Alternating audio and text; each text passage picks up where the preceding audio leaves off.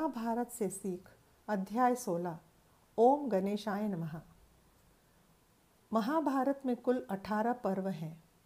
15वें अध्याय तक आदि पर्व था। 16वें अध्याय से सभा पर्व शुरू होता है।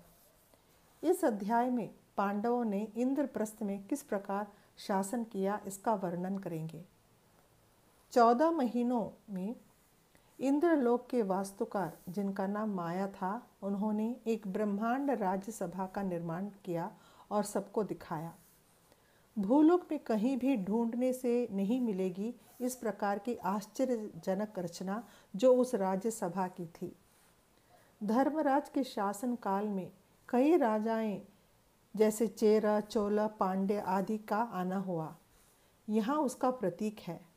एक बार नारद जी जो त्रैलोक के संचारी हैं, इंद्रप्रस्थ आते हैं। धर्मराज उनका स्वागत करते हैं। एक अच्छे शासक को किन किन धर्मों और न्यायों का पालन करना चाहिए, ये बातें नारद जी धर्मराज से करते हैं। यही नहीं, शासन की जिम्मेदारी लेने पर अपनी स्वयं की इच्छाओं को किस प्रकार नियंत्रण में रखना चाहिए, ये भी सिखाते हैं।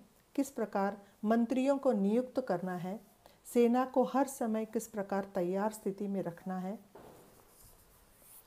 दुश्मनों के राज्य में गुप्तचारों को किस प्रकार तैयार करके रखना चाहिए, प्रजा को किस प्रकार खुश रखना चाहिए, कृषि को कैसे सुरक्षित करना चाहिए। यही नहीं, इस राज्य से दूसरे राज्यों के साथ व्यापार करने वालों को और दूसरे राज्यों के व्यापारी जो इस राज्य में व्यापार करने आए हैं, उन्हें कैसे सुरक्षित रखना है, ये सब भी नारद मुनि ने सिखाया। इस प्रकार राजकीय तंत्र और युक्तियां नारद ने धर्मराज को सिखाया। मृत्यु के पश्चात पांडु जो दूसरे लोक चले गए थे, उनसे धर्मराज के लिए एक खबर नारद जी ले आए थे।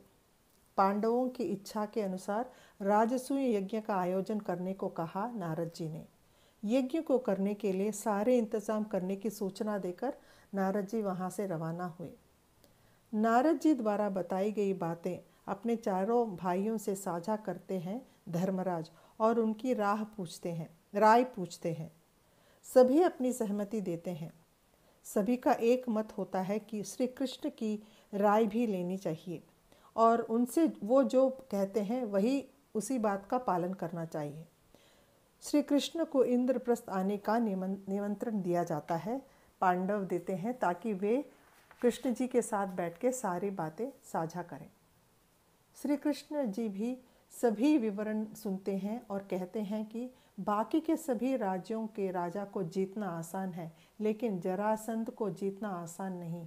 वह डट के लड़ेगा, लेकिन भीम उसे ज़रूर पराजित कर सकेगा, कहते हैं श्री कृष्ण, और उन्हें धीरज बंधाते हैं। पांडवों को भी धीरज बंधाते हैं। एक समय पर ऐसा था कि इस जरासंध ने कृष्ण को बहुत परेशान किया था। उसने यादव कुल के लोगों को भी बहुत परेशान कर रखा था, इसलिए उसे मथुरा से द्वारका भेज दिया गया था। यह बात हम सब जानते हैं। जरासंध ने ठान ली कि 100 राजाओं को पराजित करने से वह सारे संसार पर राज कर सकेगा। अब तक उसने 86 राजाओं को जीता था और उन्हें बंदी बनाकर रखा है उसने। बाकी के अभी 14 राजाओं को अगर उसने हराया तो उसकी मनोकामना पूरी होगी। इस कारण इस संसार का नाश होगा। इसलिए युद्ध में उसे न जीतने का कोई उपाय बताना है। यही काम श्री कृष्ण करते हैं और भीम को उसके साथ युद्ध करने के लिए कहते हैं, ताकि वह इस युद्ध में जीत ना पाए और उसकी मनोकामना पूरी ना हो। इस बात पर श्री कृष्ण जोर देते हैं। जय श्री कृष्ण।